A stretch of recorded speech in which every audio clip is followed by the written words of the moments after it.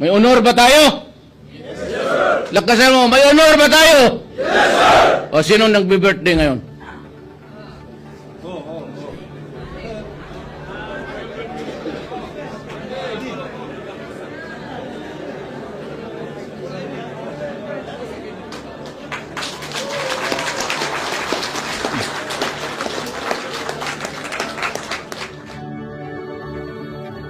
Maaring sa iba ito parang maliit na bagay lamang.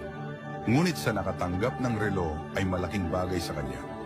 Madadala niya hanggang pagtanda niya, isang alaala na minsang isang panahon, isang pangulo ng bansa binigyan ako ng relo. Oo, relo lang sa iba. Ngunit ang paglaanan ka ng oras ng isang presidente ay isang malaking pribilehiyo sa sinumang tao.